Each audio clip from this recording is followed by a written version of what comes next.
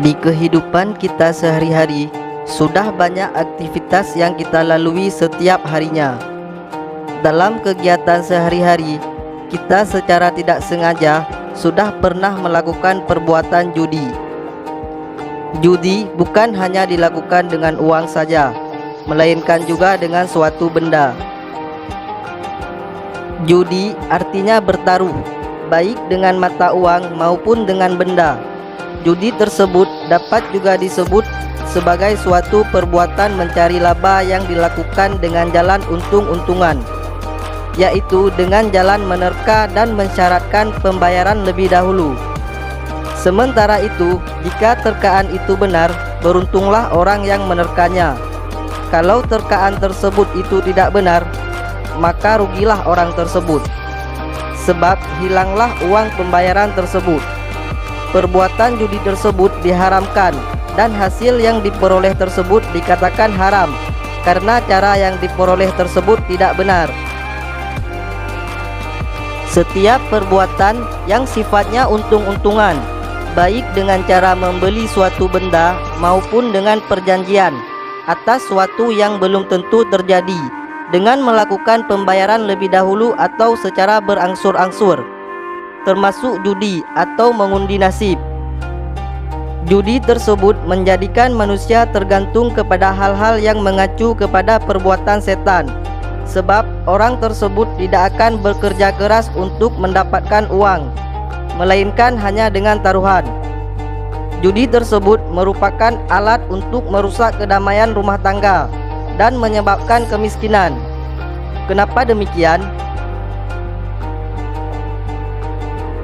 Hal ini dikarenakan jika dalam permainan judi tersebut orang tersebut mulai kalah dan orang tersebut jatuh miskin, maka keluarga tersebut akan bertengkar, dan hal inilah yang menyebabkan rumah tangga orang tersebut akan hancur. Selain itu juga, judi dapat menimbulkan permusuhan dan kemarahan di antara para pemain, karena di dalam permainan tersebut ada yang kalah dan ada yang menang pula. Dalam hal inilah yang menyebabkan perkelahian. Selain itu, judi dapat menghambat kita untuk ingat kepada pencipta kita, yaitu Allah, dan lupa dari pekerjaan sholat. Judi dapat menghabiskan waktu karena sudah tidak melakukan hal yang lain kecuali berjudi. Judi dapat menurunkan semangat bekerja. Judi pula lah yang mengembalikan manusia kepada kebodohan, serta menyebabkan pengangguran di tengah masyarakat, karena sudah malas untuk bekerja. Judi telah dilarang di dalam Al-Quran. Kejahatan judi sebaiknya secara berangsur-angsur harus ditinggalkan, karena kejahatan judi jauh lebih parah daripada keuntungan yang diperolehnya.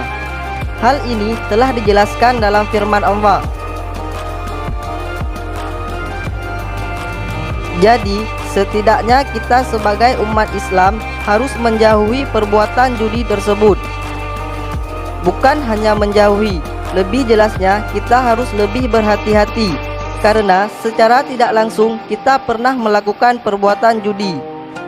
Tidak jauh dari judi, yaitu minuman keras. Keduanya adalah perbuatan yang mengakibatkan dosa besar dan manfaat bagi manusia, atau dosa yang diperbuatnya lebih besar daripada manfaat yang diperolehnya. Semua perbuatan judi dan taruhan itu dilarang dan dianggap sebagai perbuatan zalim dan sangat dibenci oleh Allah. Semua hal ini telah dijelaskan oleh firman Allah di dalam Al-Quran surat Al-Maidah ayat 3.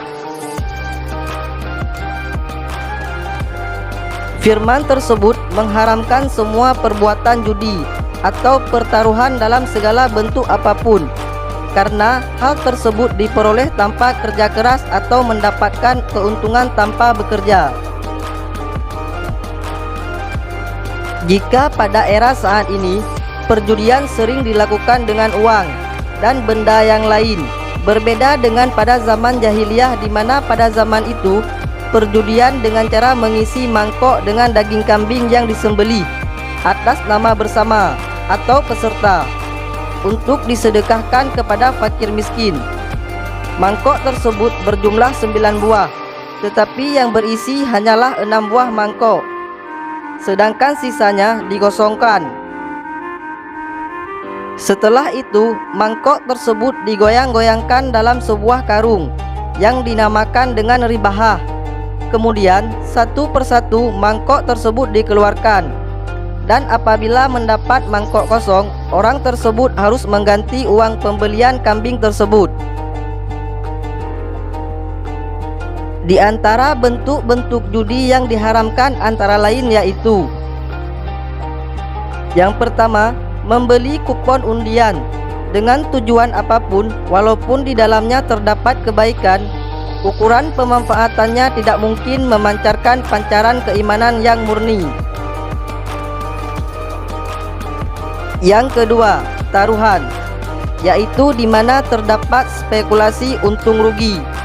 Hal ini disebabkan karena perjudian memunculkan kerugian salah satu pihak dan keuntungan bagi pihak lainnya dengan cara yang tidak benar.